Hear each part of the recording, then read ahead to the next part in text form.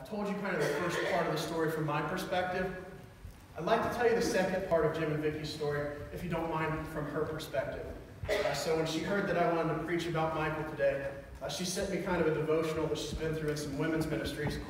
And I didn't want to just summarize it. I wanted to let her words have power. So it's a couple pages, but if you would bear with me, please listen to Vicky's story. So this kind of picks up that after Michael, they wanted to keep trying. So they had another boy, and he was healthy, completely healthy. Wonderful boy, his name is Seth. He's getting ready to go to college. He's going to go be in the ministry like his dad. So their faithfulness prevailed. They wanted to keep going. They have another healthy baby. They have two. Why not keep trying?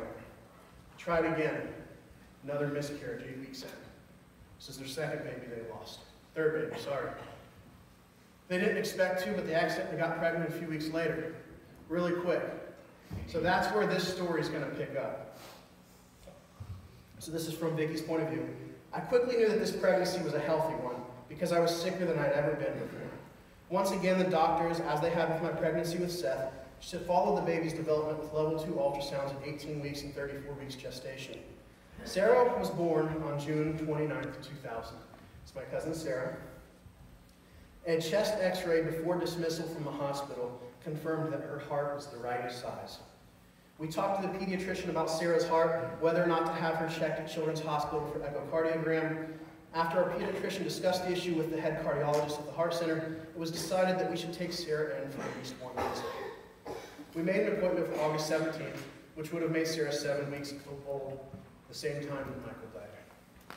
So I rose early the next morning to get myself ready for Sarah's heart checkup. After I had Julia, almost 7, and Seth 2, both up and dressed for Grandma and Grandpa's house, I woke Sarah to start getting her ready. I noticed that her hands and feet were cold. I told Sarah that maybe a bath would warm her up. Then I was a little concerned when she didn't want a nurse.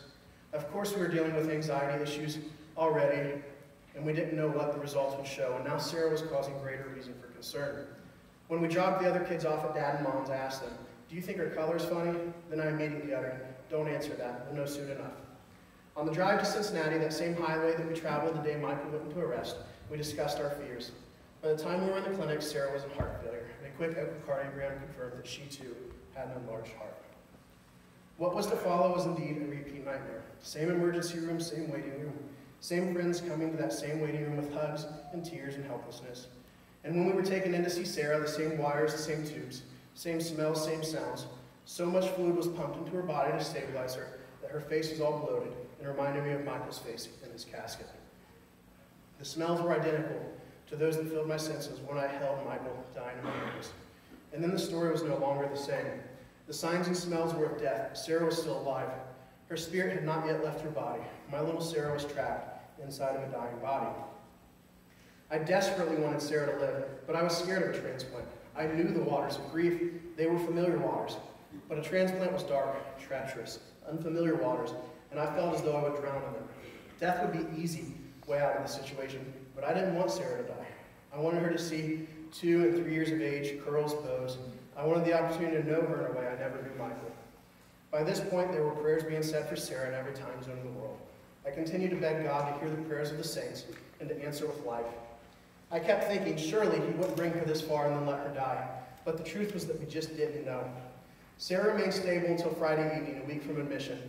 My maternal instinct told me that something was going wrong, that they were finding bad signs. I didn't want to see them find bad signs. I left the room that night around 9 p.m., the earliest I'd ever left. I returned around 4 a.m. Saturday morning. The doctor told me that Sarah had indeed declined. I heard what the doctor was saying, but I didn't really let it sink in until I felt her. Her hands, her feet, her chest. She felt like she was dying. I had felt that before Michael had died. My soul grieved and I wept bitterly. I went to the parent living room and woke Jim, telling him that I thought Sarah was leaving us and that she might go that morning.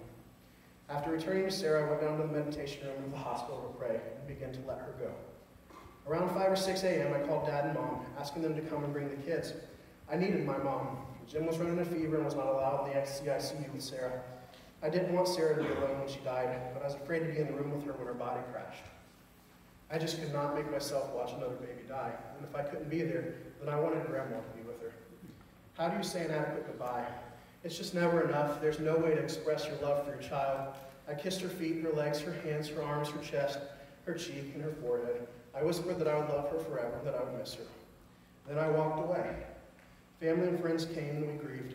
I made funeral plans in my mind and on paper, and I made a list of people to call upon her death. If she was going to die, I just wanted it to be over. If she was going to get a heart, I just wanted to move on to the next step. Waiting between them was so incredibly painful. The last of our visitors was just about to leave around 10:30 when the doctor told us there was a possible donor. Everyone was smiling and excited, but I was afraid to feel hopeful for the fear of being crushed. I couldn't help it though. Slowly it seeped in. The hope, the exciting anticipation. I told the nurse that if they rejected this heart for Sarah, someone would have to scrape me off the floor with a spatula. Finally, the call came. The surgeon was on his way back to Cincinnati with the heart in a cooler and a Learjet. We would head for surgery at 5 a.m. Oh, thank you, Father, sustain her life. I started making phone calls. No one seemed upset at being woken at 4 a.m. We learned later of ways that God was working early that morning. One of the calls I made was to Jim's college roommate. I was discouraged to get the church answering machine. What I didn't know was that his beeper went off at his home when I left a message for his voicemail. His wife woke him with, "John, your beeper's going off." He answered, "No, it isn't. I turned it off." "John," she insisted, "your beeper is going off." "Catherine, it's not going off." I turned it off. Well, it was indeed going off, and when he called the church to hear the message, they crawled out of bed and went on their knees in prayer. God was at work. Another friend that was not on our 4 a.m. prayer chain told me later that she was awoken at 3 a.m. that morning with great urgency to pray. She said that as she felt that she was supposed to pray for Sarah, she even mentioned the 5 o'clock hour. I was astonished. That was the hour that we're telling people that Sarah was to go to surgery. God was at work. It wasn't until 6 a.m. that we were headed for the operating room that Sunday morning. Sarah's heart was in such a bad shape that they were losing her in the elevator. Jim and I each gave her a kiss, whispering words of love, and then we went to the waiting room, empty except for a few family members and friends, and waited and prayed and prayed and waited. Around 9:20, the nurse came out from the waiting room and told us that the new heart was in Sarah was beating. I watched from my emotional stupor as across the circle of family and friends, my father melted in tears, and friends offered up prayers and thanksgiving. Around 11:20, the surgeon and the nurse emerged, covered in smiles. They reported that the surgery had gone well, and the new heart looked great, like a perfect fit. He said we were lucky to get the heart in time. I said it was God. We were allowed to go into Sarah's isolation room as soon as she was settled in, but I couldn't make myself walk in. What if she died? I would have to go through the painful letting go all over again. As I stood outside that room looking at Sarah, I was in total awe of what transpired. She had entered into that operating room dead and emerged with a new heart and a new life. It was as if she had been reborn through the labor of the surgeons and nurses and through the prayer of God's people. This newness of life was a phenomenal transformation. I stood there and wondered how much greater God the Father feels when one of his children emerges from being dead in sin to walking in the newness of life. I finally walked into Sarah's room that evening, and by going into her room, hope entered into my heart unbidden. Sarah's recovery was slow. It was at some point during her recovery that an amazing, humbling awareness of God's work came to me. We've been saying God had better have a really good reason for this. When I thought about how thousands of people all around the world have been praying for Sarah, and then how they were surely edifying by the news of her miraculous new life, I decided that was a pretty big purpose, the edification of the saints all around the world.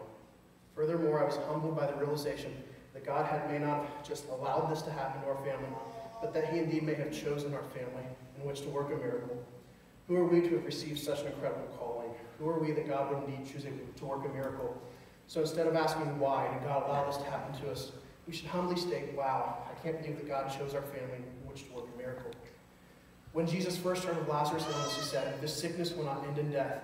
No, it is for God's glory, so that God's Son may be glorified through it." In the same way, God miraculously saved Sarah's life, and the story of her new heart and miraculous life continues to glorify him. When I think about my aunt and uncle, it's hard to not relate their personal story to the emotional turmoil of Jesus in the Passion Week, the ups and the downs. And when I think about it, it's hard not to parallel the physical hearts that they needed to the spiritual hearts they had already received and the spiritual hearts that we can receive. I honestly think that if God asked us, that he would just want us to recognize the visitation of Jesus in our lives. Because that's the one thing that aches him, is that we don't receive the call. It's the one thing that does have the joyous celebration when we do receive it. So if you want to fast forward with me as we end here, this year Jim and Vicki welcomed their first grandchild into the world. For 7 weeks, they paid real close attention. But she is a healthy, beautiful baby girl named Adriana. It's been past 7 weeks. Seth just picked his college. he's going to go to Lincoln and become a youth minister. He's turning down some baseball scholarships to do that.